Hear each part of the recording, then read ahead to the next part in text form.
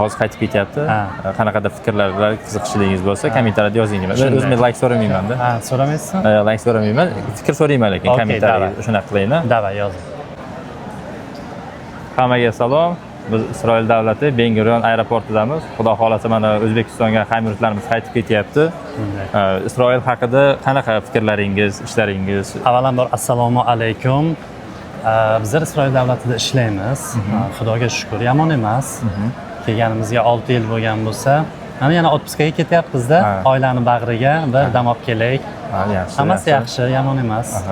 Bu yerdagi ishlar bo'yicha bir nima qilsangiz, bu yerda endi har xil vakansiya yo'nalishlar bor, qurilish sohasi bor, zavod, fabrika sohalari bor, keyin qariyalarga va nogironlarga g'amxo'rlik ko'rsatish sohasi bor. Meniki qariyalarga g'amxo'rlik ko'rsatish sohasi. Yomon emas, endi avvalambor insonni o'zi yaxshi bo'lsa, hamma joyda o'zining sharoitini qilib oladi, yo'lini topib ketadi-da. Shunaqa. Bu yerda xo'p, ishlar bo'yicha bir nima qilsangiz, qiyin, oson, mana stroykadagilar qanaqa soha bo'lishi kerak? Endi ishda osoni bo'lmaydi avvalambor. Hamma joyda endi yo'lini topsangiz agar o'zingizga qulaylashtirib, moslashtirib, endi o'zingizdan bog'liqda. Men o'ylayman, ishda og'ir yengili bo'lmaydi. Ha, ebini topgan, ya'ni uddasidan chiqqan bosib ketaveradi-da. Ketaveradi. Bu yerda yangi kelgan insonlarga oyliklar qanaqa maoshlar? Oyliklarimiz endi men sizga detalni bitta summani ayta olmayman. Yo'q, endi o'rtacha hisobda. O'rtacha hisobda plus minus 2. Ha, 2000 ya'ni jo'natsa bo'ladi O'zbekistonga. Bemalol. Plus minus 2. Kimdir kamroq, kimdir ziyodroq, keyin til bilishiga qarab, yo'l yo'riqni bilishiga qarab, stajiga qarab albatta. Albatta, ishni qanaqa yaxshi bilishi, hammasi bog'liq. 9-etajga qanday zina bilan 1, 2, 3 chiqamiz, ana shunday-da. O'shanaqa. Xo'p, bu yerda qanaqa tillar bilsa yaxshiroq? Bu yerda agar ingliz tilini mukammal bilgan odam bo'pcha qiynalmaydi.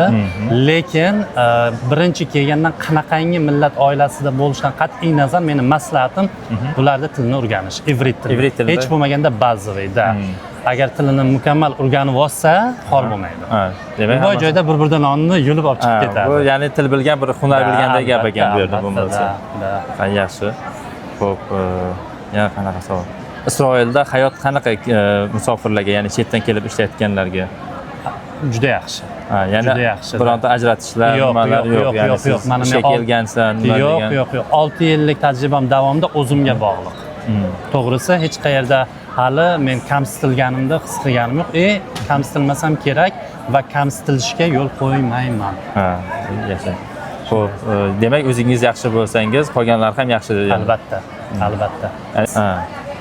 Xo'p, O'zbekistonda mana kelmoqchi bo'lganlarga yoki yangi kelganlarga qanaqa maslahatlar berasiz? Maslahatim birinchi o'rinda tilni o'rgansin, ikkinchi o'rinda yo'l yo'riqni o'rgansin, uchinchi o'rinda gollivudskiy ulыбка. Hamma vaqt tabassum bilan bir muomala qilsa, hamma vaqt ishi bitib ketadi.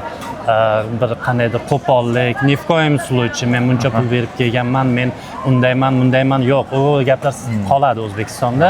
Bu yerda hayot yangitdan qandaydir bir yangicha aura bilan boshlanadi. Qanday boshlasangiz ana shunday davom etadi. Aytishadi-yu o'zimizda ham, yaxshi gapga ilondan chiqadi, yaxshi gapirib, to'ppa-to'g'ri. Yaxshi baribir. Samimiy. Bilan bu yerga bizlar musofirchilikka ishlashga, bir kelajakka страховка qilishga kelganmiz-ku, to'g'rimi?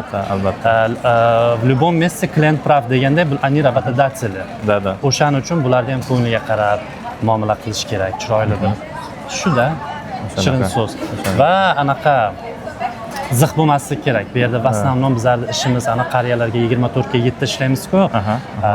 Asablar buziladi. Xuddi bir kim bilan Samarqandda erkin yurganlar birdan qafasga tushib qolganday bo'ladi. Yo'q, o'ylamaslik kerak.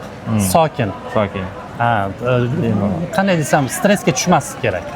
Stressga tushmadimi, 6 oy, 8 oy adaptatsiya qilib joylashib oldimi, bu yerda ketdi. Keyinchalik ko'nikib ketib, ya'ni shu bemalol bo'ladi. Ana shunaqa, Hozir demak O'zbekistonga qaytib ketyapsiz. Hozir otpuska olib ketyapsizmi yo batamom O'zbekistonga qaytib ketyapsizmi?